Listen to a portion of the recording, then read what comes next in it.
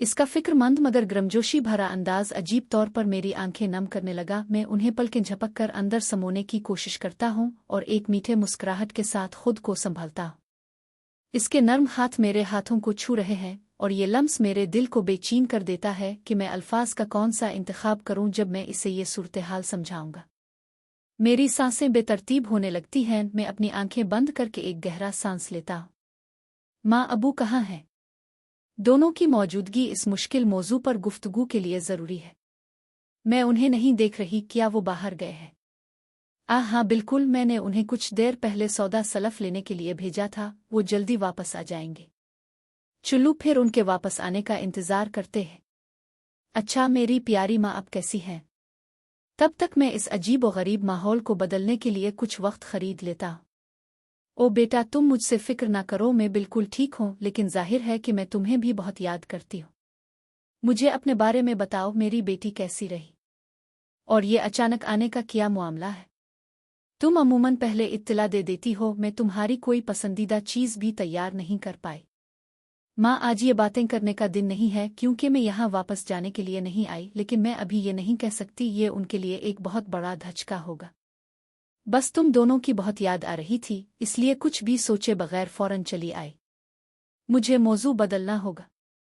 अलिफ़ाए beep. लगता है कि तुम्हारे वालिद वापस आ गए हैं। जाओ दरवाज़ा खोलो और उन्हें सरप्राइज़ दो। वो पिछले कुछ दिनों से तुम्हें बहुत याद कर रहे थे। खुशकिस्मती से मैं बहुत परेशान थी कि किस तरह माँ का ध्यान किसी और तरफ ले जाऊं। मैं खुश हूं। मैं खुद को हौसला देती हूं। खुश आमदीद अबू। वो मुझे देखकर हैरान और खुश हो जाते हैं। स्कारलेट मेरी बेटी, कितना खुशगवार और गैर मुतवक्के दौरा है। अगरचे ये कमरा छोटा है, लेकिन इसकी खुशगवार फिजा ने इसे वसी बना दिया है। मैं चाहती हूं कि वक्त यहीं रुक जाए हमेशा के लिए। सौदा सलफ मुझे दे दो, मैं उन्हें संभाल लेती हूँ। तुम जाकर माँ के साथ सोफे पर बैठो, तब तक मैं 3 कप गर्म चाय बनाकर लाती हूँ और साथ में कुछ मज़ेदार चीज़ें भी, ताकि सबका मूड अच्छा हो जाए। ठीक है बेटा, हमें बहुत खुशी होगी। जैसा कि तवक्को थी, मेरी बेटी हमेशा ख्याल रखने वाली रही है। उनकी मुस्कुराहट मेरे मूड को पहले से बेहतर कर देती है, जो एंड्रयू की वजह से खराब हो चुका था। चंद मिनट बाद, ये लीजिए आपकी मज़ेदार चाय और मीठे पकवान। मुझे आहिस्ता आहिस्ता बात करनी होगी। ये हसास मामला है। माँ अबू, मुझे अब दोनों से कुछ बात करनी है, लेकिन इससे पहले मैं चाहती हूँ कि आप ज़हनी तौर पर खुद को पुरसुकून रखें, क्योंकि ये बात मुझ और एंड्रयू के बारे में है। बरा करम, सब कुछ ठीक रहे। अब दोनों को मेरी और एंड्रयू की सूरत-ए-हाल का इल्म है। मैं इस बारे में पहले भी आपसे बात कर चुकी हूँ और आपने मुझे मशवरा दिया था कि मैं खामोश रहूँ और अपनी जिम्मेदारी पूरी करूँ। मैंने आपका मशवरा माना, लेकिन इस बार हालात हद से बढ़ गए हैं।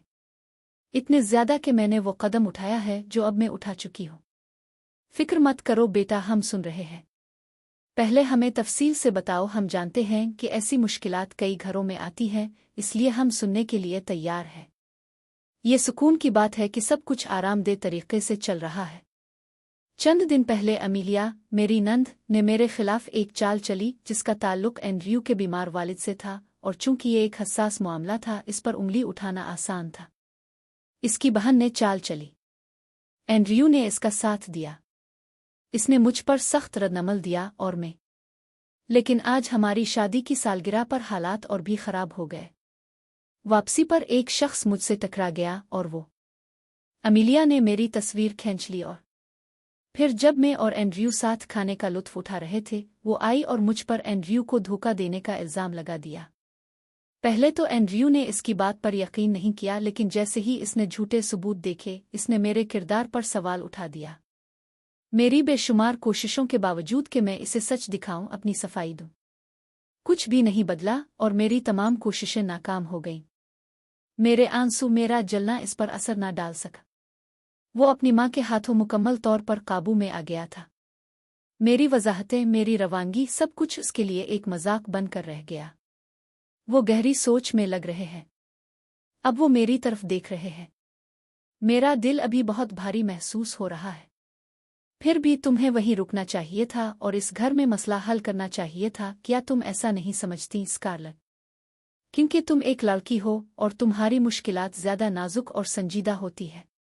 माँ, मैंने अपनी पूरी ताकत से आपकी नसीहत पर अमल किया, लेकिन मेरे हर अमल को नज़रअंदाज किया गया, मुझे इस्तेमाल किया गया और मेरी नरमी को मेरी कमज़ोरी समझकर जब चाहा निशाना बनाया गया। तो माँ, इस बार मुझे ये मामला अपने तरीक़े से संभालने दे।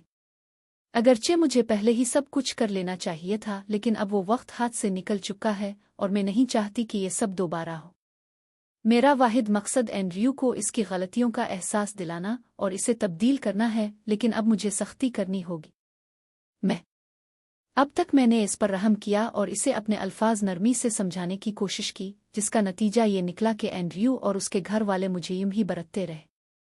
आपको सिर्फ इतना करना है कि मेरे फैसले में मेरा साथ दें और मुझ पर भरोसा रखें। जो कुछ भी होगा बेहतर ही होगा, क्योंकि हमारा इरादा बारा नहीं है। ये लोग इस नरमी के मुस्तहिक नहीं लगते।